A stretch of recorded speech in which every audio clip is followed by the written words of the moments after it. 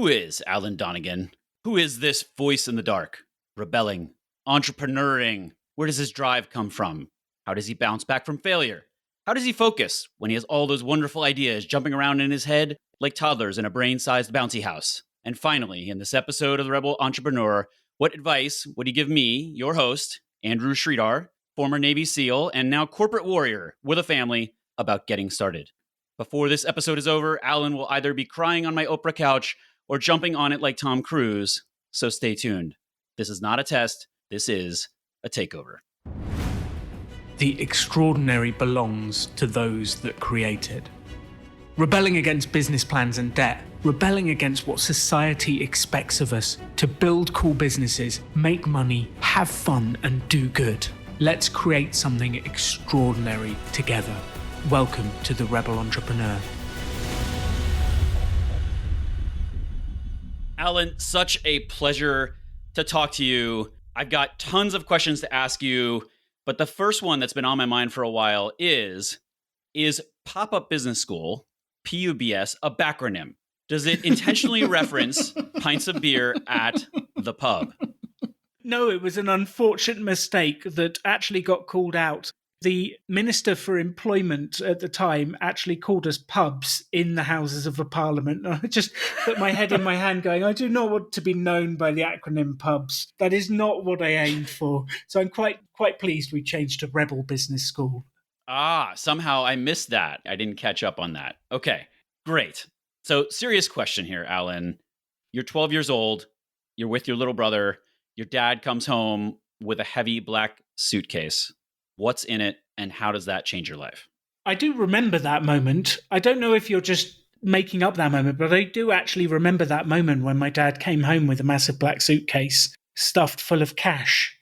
And he kind of tipped it out on the floor and enlisted my brother and I to count the notes and put all the Queen's heads the right way round, because he liked to have them neat and ordered so that he could then put rubber bands around them and do whatever he did. But it was definitely a strange moment of when your dad brings home a massive briefcase full of money. And at the time, I thought this was normal to have. There would always be 100 grand in the fridge or in the coal bucket or somewhere. I thought this was normal. You later realize I did not lead a normal life.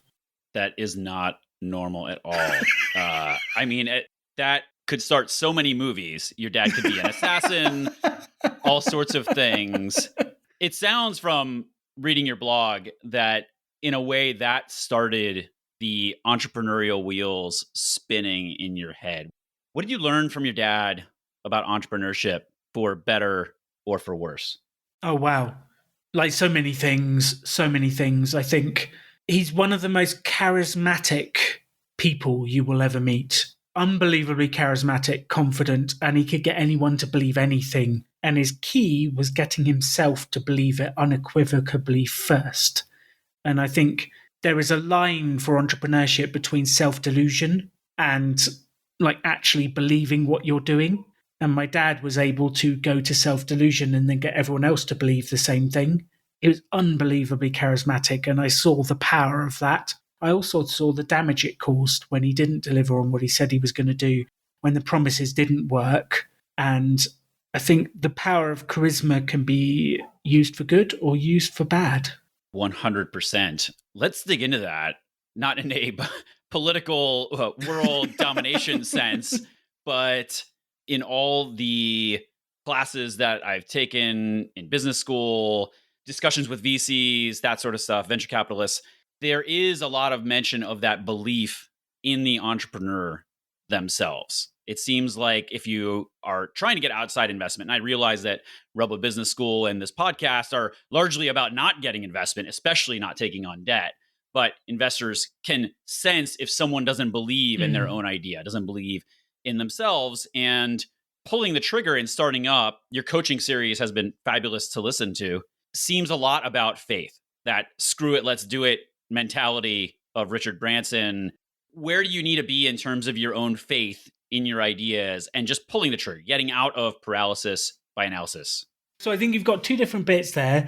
The sort of getting out of paralysis by analysis is the taking action piece and just choosing one thing.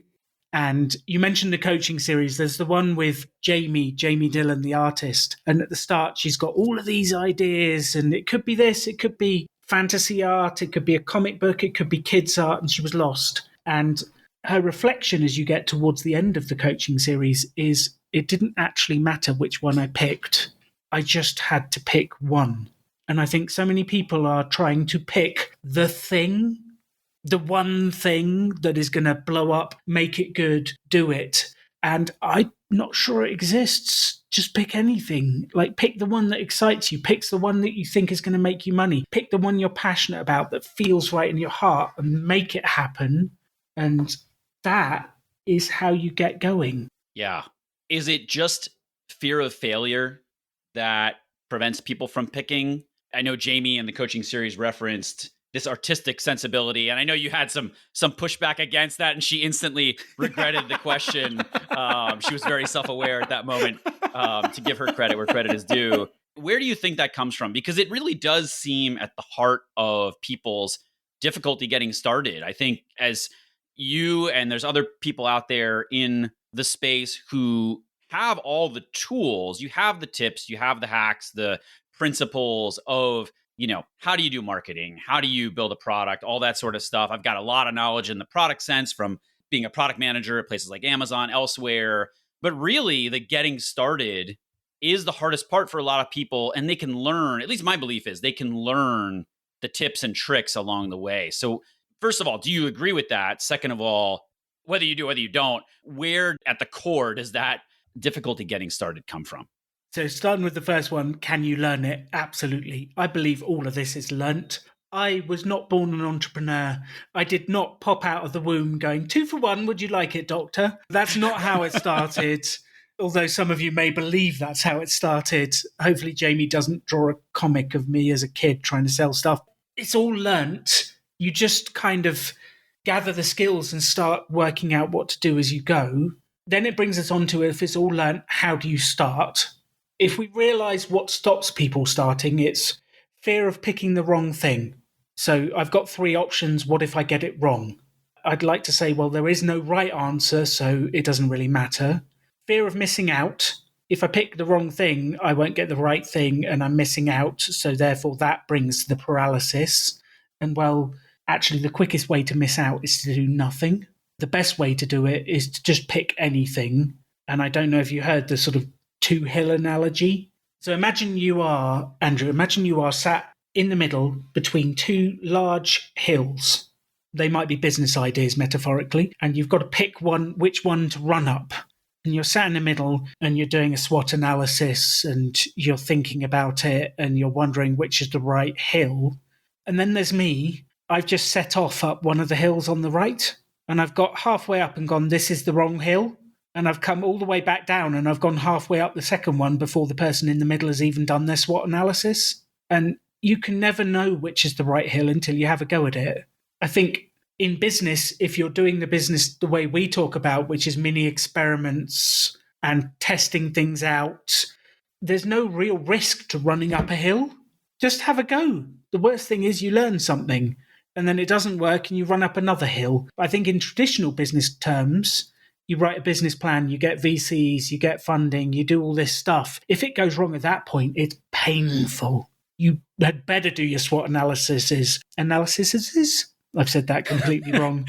You better have done your homework and you know what you're doing, because otherwise it's painful. And I think people try and apply that type of thinking to the type of methodology of business we're starting up, and it doesn't work. You need a different way of thinking for each side of that entrepreneurial paradigm, prism, thingy, hill.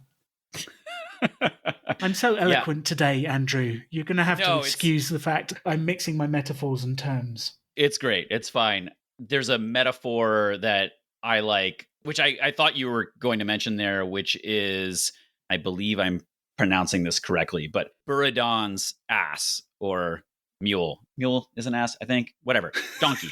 So, but it's Buridan's ass, right? And it's starving because it has a carrot on either side and they're equidistant. And supposedly, because neither one is closer, the donkey starves. and never actually gets to a carrot. So that's kind of the mental model that I use in my head. If we think about you coming back down that hill and passing that person in the middle, doing the SWOT analysis, what principles or maybe by examples in businesses that you started, how should people know when to pivot? When have they done enough? Because sometimes you just haven't done enough, right? When I built digital products and software at companies, sometimes you just haven't marketed enough or you haven't built enough features, right? Minimum viable product is the term of art there. And maybe it's too minimum and it's in no way viable. It's a product, but it's neither one of those other things. It doesn't meet the other two letters. So just a little bit more effort and that feature might succeed. That product might succeed. So for someone practically starting from scratch a business, no debt, no investment, simple experiments day by day, when do they give up? That's a pejorative. I don't mean it that way, but when do they switch to something else? No, I like being clear. I like clarity. So in terms of minimal viable product, I think you don't even need that. Sell the idea. So there is a way to sell before you create. So even if you've built one feature, but features 5 to 6 are coming later, and just sell it and then we'll know. I always remember meeting a guy that was doing, like protein shake bottles. And he created a new design and put it on Kickstarter. And when I was telling him to pre-sell, he said, well, I've tried that. I did the Kickstarter, but I didn't make my target. I was very disappointed. I said, that's interesting. Let's look at the analytics. And I think he'd had 1,000 people visit the page and 10 people had paid for the product. I was like, well, okay, that's not a bad exchange rate. That's not horrendous. That's okay. But what you haven't done is gone out broad enough. 1,000 people visiting a web page is probably not going to get you the sales you want. Really, you needed to put it in front of 100,000 people or more if we could through the marketing. And you're absolutely right. Like the size of your effort determines the size of your results. So my first question is, how many people have you put this idea in front of? And if we get a big answer, I go, that's interesting. Okay, so what's the feedback? If no one's bought, what's the feedback? And then I have 3 clear criteria for what I think determines whether a mini experiment is successful or not, like whether to continue or whether to give up. And the first is, did you sell any? Did you make any money? What happened?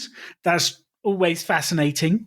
The second is, did they enjoy it? Whoever they are, your customers, did they enjoy it? Would they come back? Did you get good testimonials?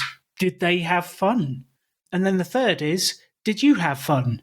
Did you enjoy running it? Did you like it? Do you want to do more of it? And I think those 3 things, did you sell it? Did they enjoy it? Did you enjoy it? Give you an idea of whether you should continue or not. And it's personal then within those questions. How much money did you need to make? Do you see it being successful in the future? If the customers didn't quite like it, but they've said they would like it if you did this, is that enough to keep you going? So you don't have to pass all 3 tests, but you do have to know if you think you can and you do want to keep going. I love your emphasis in the podcast, and it seems everything you do on fun. I know, I believe in your intro to this show, you use the word cool to describe businesses, building cool businesses, right? And I think that in too many areas of entrepreneurship, people underemphasize the having fun component. It's just grueling and it's stressful. And I'm sure it's all of those things, but I like the emphasis on fun because otherwise, why not just keep a day job if it's not fun? Yeah. If it's not fun, why are you doing it? What is the point? And there's an interesting side effect of fun, Andrew, which I don't think I've said about. They did a survey, and you probably know the answer from where I'm going for this, but bear with me. They did a survey of why people would switch suppliers. So if you were business to business sense, why would you switch from supplier to A to supplier B? And there was all the ones you would expect. Quality, service, and price were the top 3. But the surprise one, 70% of businesses said they would switch suppliers if the new supplier was more fun. And if you think about it, Right. I have to turn up at my job and do this stuff.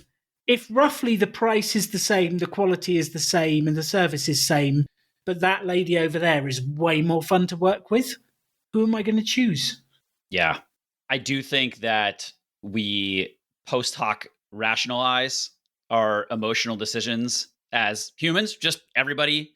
I think most of us, even those who are aware of the concept that been popularized by Daniel Kahneman and others in terms of how this works, right? But even when people are aware, you still do it. I find myself doing it. I worked with someone on Fiverr the other day for my own podcast, and I just liked working with him. And we didn't talk on the phone. It was just messaging, but just the things he said, his vocabulary, the lingo, and just very cordial.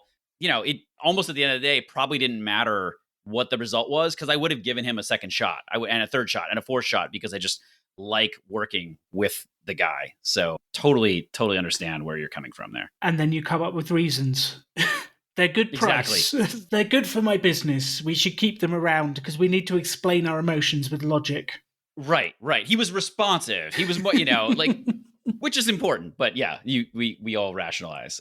Talking about that pivot, maybe there's an aspect of failure there.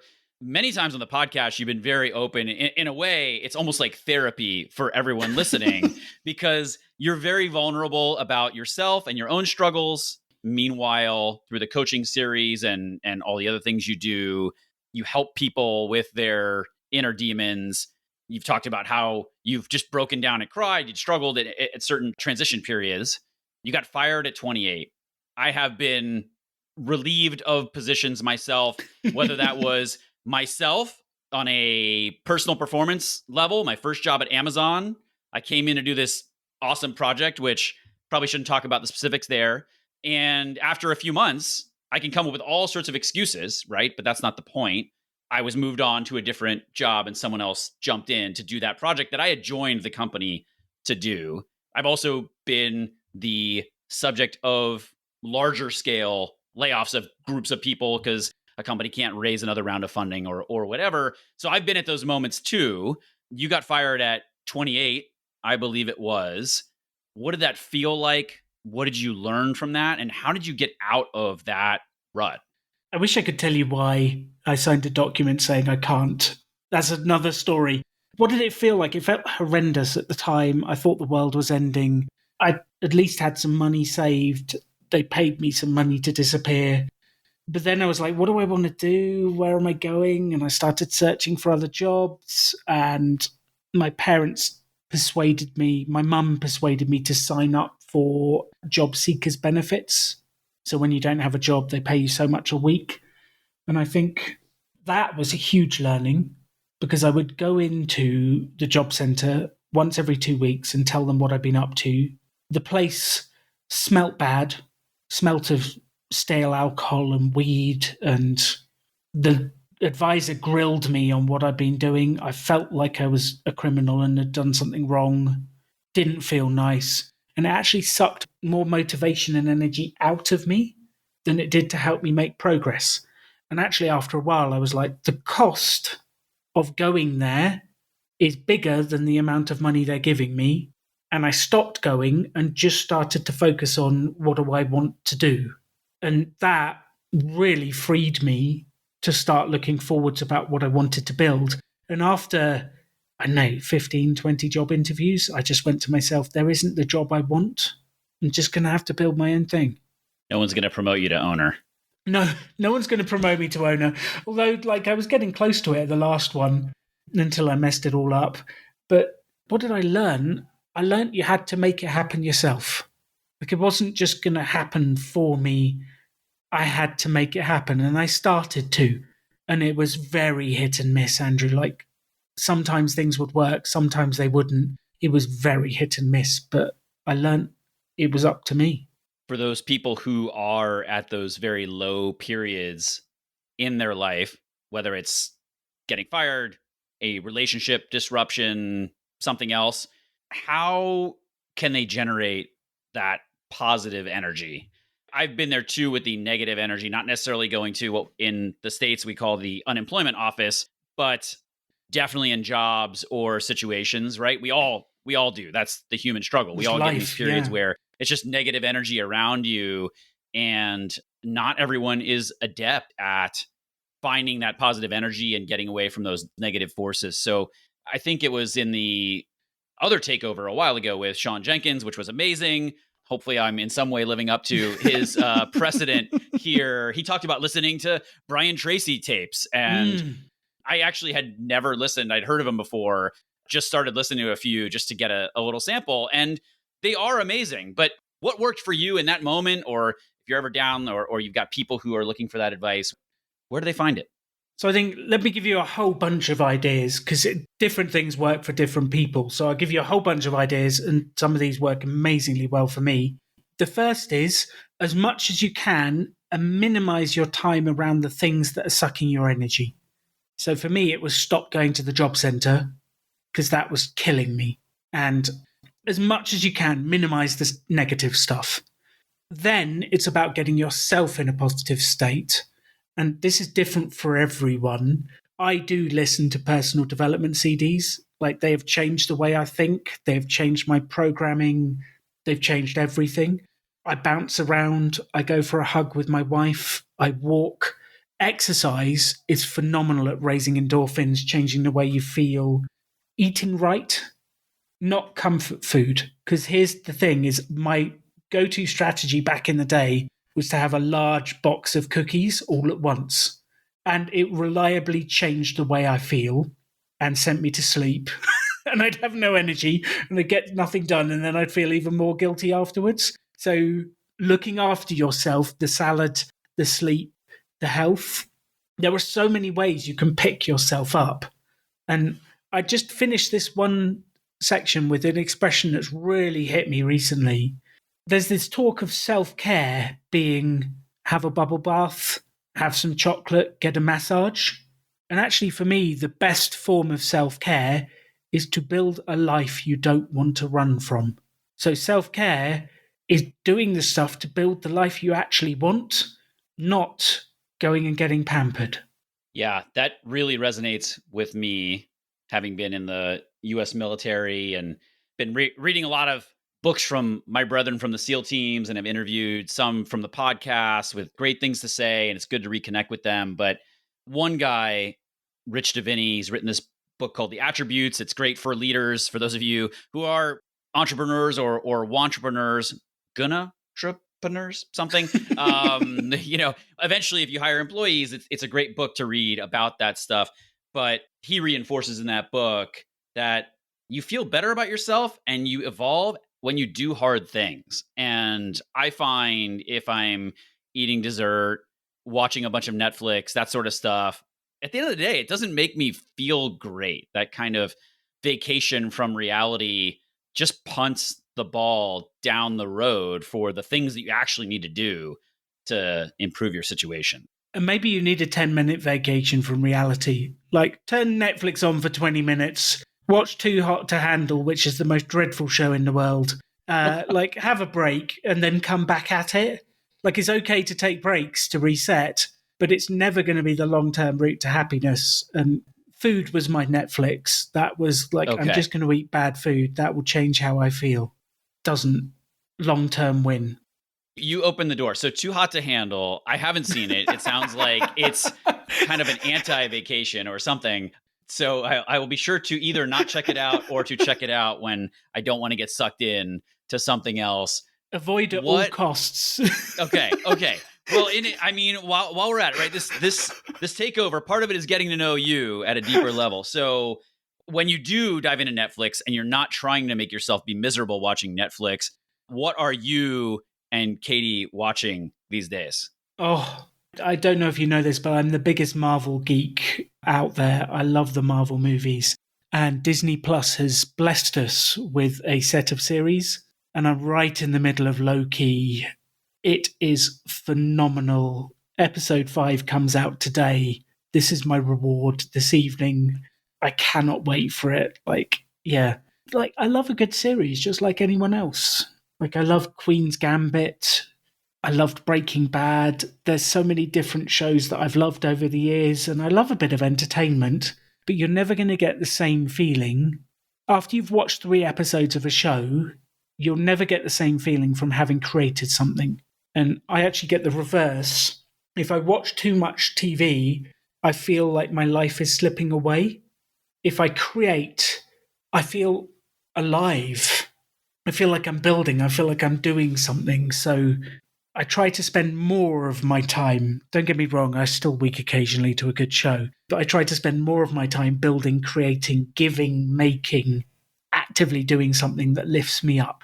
Do you think everyone at their core is the same in that regard? Or do you think that only some people really get that juice out of creating? That's a fascinating question. I like to think it's everyone. I really genuinely do, that the human condition, if you talk about what humans need to be happy, like we're talking Maslow's hierarchy of needs, it helps to have like a roof over our heads, some warmth, some food. But once you've done that, what actually makes you happy? He's got self-actualization right at the top of his thing, which my version of that is becoming who you want to become. Creating, making, building you, thinking. And I think the two that really strike me as long-term sustainable routes to happiness are contribution and growth. And are you learning and developing? Are you getting better? And are you contributing to the world? And I don't care what business you're building, you're contributing. If you've got a pizza business, you are making my life happier. Food is great. If you've got, I don't know, a cleaning business, you're making people's lives happier. It doesn't actually matter what it is. Are you learning and contributing and growing? That's the sustainable way to happiness for, I think, nearly everyone. Just a lot of people haven't realized it yet. I love that message of empowerment, growth mindset. I've got to believe it's the case too, because the alternative is just too depressing. I so agree with you there. Sometimes people say, like, should I do this? Should I bother? And I'm like, what's the alternative? Call up in a ball in the corner and just give up on the world. It doesn't sound that exciting to me. And I might be completely wrong. And I think this is the interesting bit, Andrew. I'm probably not right, but I don't see a better way to live. Something that a lot of would-be founders or founders can relate to is the idea of being a contrarian. I'm definitely a contrarian. There was an exercise in business school where we had to write letters or emails to those who knew us really well, our parents, best friends from childhood, something like that, and asking for both the positives, but also the negatives in the hopes that we might internalize those negatives. And one thing that my father said as an improvement area was being a contrarian all the time. I mean, it's easy for me to be biased, but I actually think that that's a skill or an attribute that can be an asset to someone looking to do something artistic or something entrepreneurial, something against the grain, improve society. Without that nature, it's hard to imagine that one would come up with the ideas or have the energy or the chutzpah, as we might say, to go and do the thing. So I could ask you how you got that way, but I think the more interesting question to me is, since you appear to be a contrarian, who do you actually listen to? Who do you take advice from? Because the conventional wisdom out there is seek mentors right away, learn things from other people. Some people might even say work for a big company for 10, 15 years, and then you'll know all the stuff you need to know about that industry to do something else. Where do you go to when you need some advice? It's a wonderful question. Andrew, before I answer, are you always contrarian? I am not always contrarian, but I'm contrarian a lot. Because I think actually the power is selective contrarianism, where you decide. Yeah. That's the good thing. Because if you're always contrarian and someone says, don't murder someone, and you go, why not? I want to. Right. In normal society, this is not good. And I actually think I love to listen to advice, and I will ask all sorts of people what they think. But I then make my own internal decisions. And I think, who do I listen to more than anyone else? This is going to sound quite arrogant, but me. Like, people say, you should do this, you should do that. And I select all the ideas and then go to which one feels right to me. And actually, it's very easy to do the opposite, because people will give you all the advice. Be louder, be quieter, be faster, be smaller. Like they'll give you all the advice and then you just have to pick the one you want and where you go. I do love the question, what is the opposite?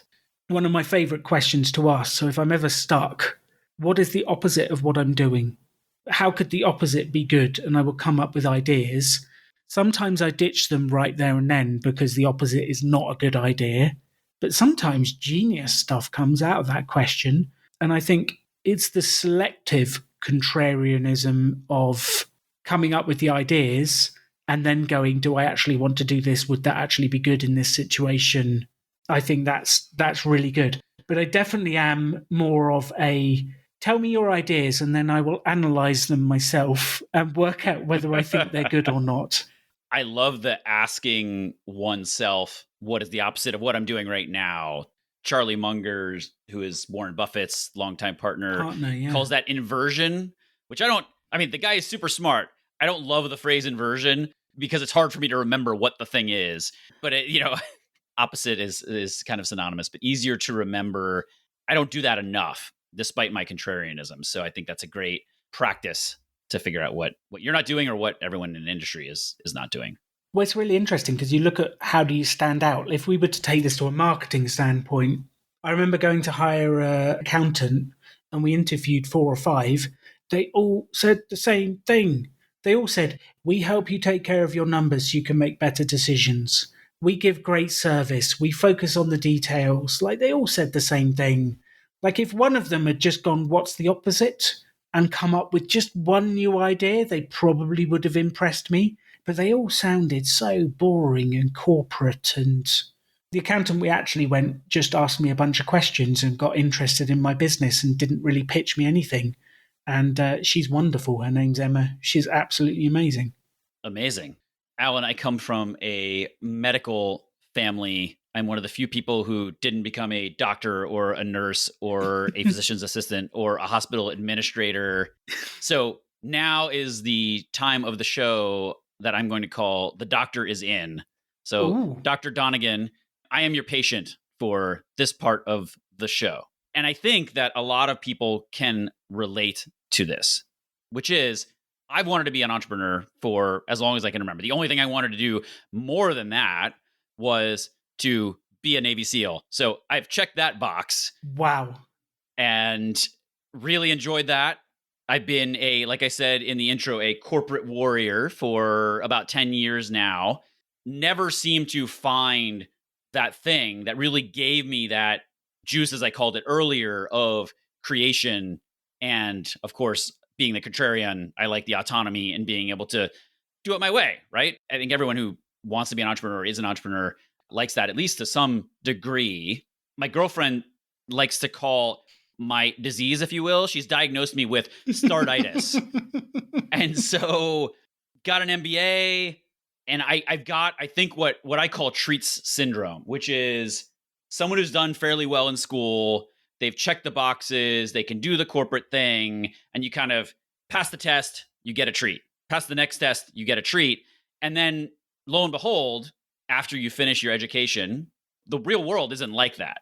The real world, there's infinite options and there's no clear path to getting what you want. So I'm curious what your advice is for someone who may or may not have burned the ships at this point, to use the Cortez analogy. They have realized that they are unemployable, if you will. What are the pitfalls someone could fall into, right? I could see maybe picking a suboptimal idea as an example, just to get to some sort of cash, even if it isn't the thing you enjoy. But I'm just kind of curious what you think about a situation like that, a personality like that, and what advice you would give me as your prototypical patient here. So I think thought number 1 as you speak is a suboptimal idea is better than doing nothing at all. And quite often we're paralyzed by making the right choice. You've just got to make a choice. It's never going to be right. And it's okay. We can change along the way. Then I'd start to ask you some questions. Do you have a bunch of ideas you're trying to choose from? I do. Cool. And what has stopped you making a decision so far? Or have you made a decision? I just don't know about it. I would say it's a lot of things. One thing is negative energy from some of my recent employment, just incredible frustration. And some of that is just me, but if it's not fun and the situation is not optimal, one's talents are perhaps underutilized, it's frustrating. And so that negative energy really made it difficult to put the positive into other things. Granted, I've got a podcast, I write a lot, that sort of stuff. But as far as creating a business, to some degree, that has held me back. The other is just the universe of ideas sort of situation. I come up with 10 new ideas every single day. So that's a part of it as well. You come up with 10 new ideas a day. Is there one that keeps coming back to you? Like a bad smell you can't get rid of? There is. There's probably 3 of them. So I wish it was only one. But there's one bad smell is better than 3 bad smells. Around. That's right. That's right. They're always in my head. Okay. Is there one of them that you could sell this week? Probably. Maybe I can ask a question to a question, which is there's advice from some people in the podcastosphere, the entrepreneurship space, that says go for the moonshot, because if you miss, you've probably still achieved something great. Meanwhile, those of us with families, maybe who live in high cost of living areas, things like that, that may not be a very responsible way to approach things. And we talked earlier in this episode about your familial experience with that, perhaps. So I think that's something I'm struggling with, right? Do I do a business that is kind of getting to cash as fast as possible? That seems logical, totally logical. I hear you say that on every episode, right? Let's sell something, today. Please, because if you don't sell anything, you don't have a business. That's, I guess, the 101 version of this. At the same time, I sometimes worry that with those sorts of businesses, maybe it doesn't match kind of my ambitions. I don't know if you encounter that a lot. You probably encounter that in your own life or with people who come to Rebel Business School. So I think you've got to balance some of these things. Sometimes the moonshot is such a big dream. It's such a big dream that people don't know where to start, and they don't start. And I've met so many people that are big dreamers and they remain big dreamers and they never do anything about it. And they're wonderful. They're passionate. They're excited. They're thoughtful. And I love it. They're never going to do anything about it because it's such a big dream they can't start. And there has to be this balance of the dream at the top and what do I actually do today? And if we can take the dream and find out what we do today, we can start working towards it in a way that produces money, but maybe isn't directly at it. Like if your dream is a piece of software that would cost $1 million to develop that would change the way X industry works, that's a huge, cool dream. What can we provide them this week that we could get going? And I don't know if you listened to the episode with Sean Jenkins right at the start. I don't know if it's even in the episode, but he tells this story of starting Benefit Focus. It's a huge business. And he went to see these people to pitch them the software. And it was a garage. And the guy said, look, software sounds great, but the one problem we've had is I can never tell when people's birthdays are to be able to send them cards for all the staff. And Sean had this decision of, do I stick to my guns and sell the benefit-focused software, or do I create this guy a database for birthdays and help him remember them? And he did the birthday thing, and he took the money, and he got going, and that led to the next deal and the next deal. But he took the money, and it was a tangent. It was a right turn, but it still led to where he wanted to get to eventually. And sometimes I think we get so hooked on, my dream is just perfect. It's the way it is. It has to be that then we don't ever take action on what is available right now. And I think you don't have to sacrifice the dream for the action, but if you don't loosen the grip on the dream a little bit and start, you will never get to that dream. It just won't happen. So that's kind of where I was going with my questions. And you might say, well, this particular idea I might be able to sell. Like, start asking questions of, are you excited? What could you sell now? Where could you go? Who you could speak to? What problem could we solve? And we'd ask a bunch of questions and then let's just sell something, Andrew. Let's just get someone to buy something of you to get some cash, because you've got responsibilities and we have to look after them. Don't become my dad. It's not a good idea. But that sounded wrong in so many ways. I regret that sentence almost immediately, but I think you know what I meant. I know what you mean. I know what you mean. And I've got I 3 wasn't asking kids. to be adopted. Yeah. Yeah, I didn't know that offer was on the table. I'll need more than an hour with you to think through that. I've got 3 kids and they're very expensive. So but what I'm taking away from this is sound advice, not rocket science necessarily, but some of the best advice is the simplest advice, which is to recap both for myself and people listening is head down the road, take the right turns or left turns you need to, and if someone is offering you money, then you should take the money and do the thing because again, if you don't sell, you don't have a business. Well, especially if you don't have any other options. Like, and I think sometimes people go, oh, there's this money over there, but they don't have something else that they're doing instead. I do think if you've got 2 options on the table and there's 2 people offering you 15 grand or whatever it is, then pick the one that leads to the mission. But if you've got one offer, the universe has said, here's an opportunity, why didn't you have a go? Take what the universe offered and have a go.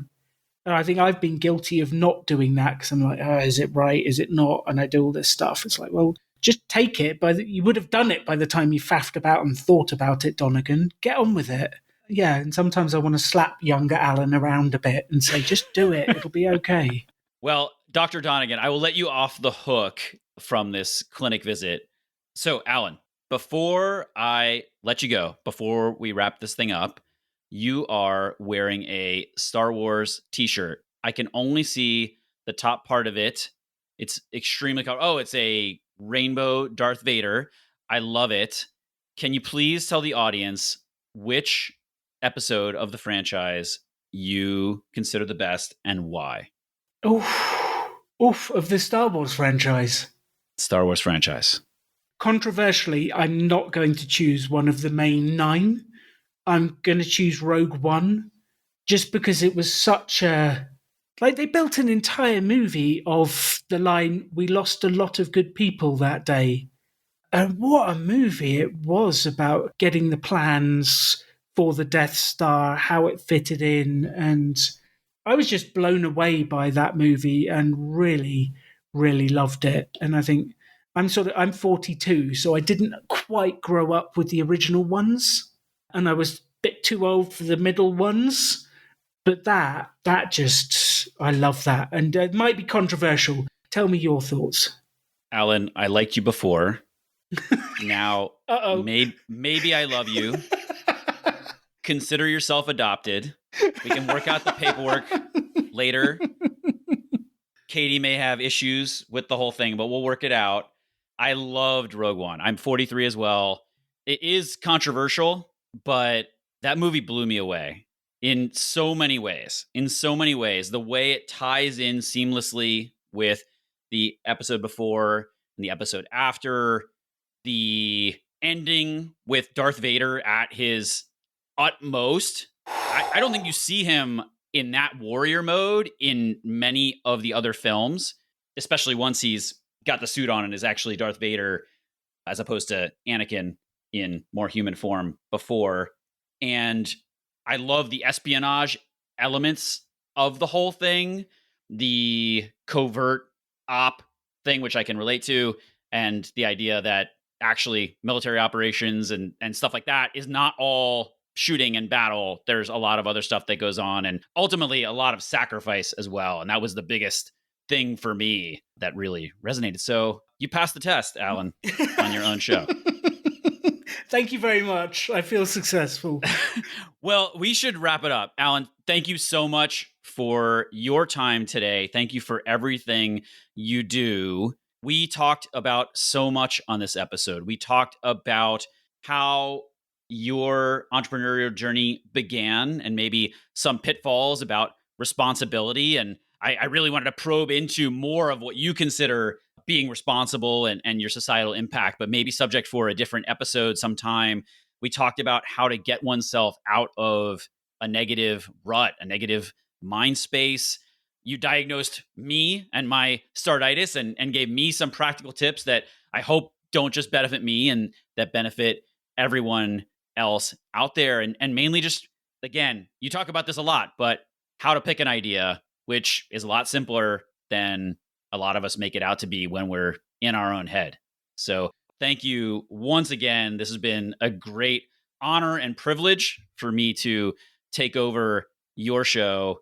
And I hope you and our listeners had as wonderful a time as I did.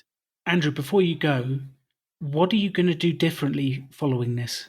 I am going to loosen the grip on the dream, but to pick actions that are consistent with the dream. I love the way that you framed that. And again, sometimes it's just the wording, I think, in one's mind of how they think about it. And I'm going to think about it that way, that I didn't go into the idea, but it has to do with kind of revolutionizing calendars and the way we all manage our time. I think it's so antiquated. Could be a huge idea. I don't think anyone's tackling it well, but that's a massive idea, right? It's like going to Mars. My name isn't Elon, so I got to figure out a way to attack this idea that doesn't require a lot of capital and that makes meaningful action today. So I need to figure out what I can sell without hiring a zillion engineers and spending millions of dollars so that I can put food on the table and enjoy a wonderful business and a wonderful life. Will you let us know how you get on? Absolutely. I will keep you posted. I love that. And if people listening want to connect with you about the idea, what you've said, how do they find you? They can find me at Sri the Warrior Poet. That's SRI, the Warrior Poet on Instagram. I'm also at Sri Actually, which is more of a personal account. That's a take on Love Actually. Great movie for those who haven't seen it. It's one of my favorites. We're even more friends now. Exactly. And I've got the Warrior Poet podcast. And so it's a podcast about leadership, business, and a little dose of philosophy and pop culture to keep it entertaining. That sounds fantastic. Thank you for taking over the show. This has been awesome. For everyone listening, do exactly as Andrew said.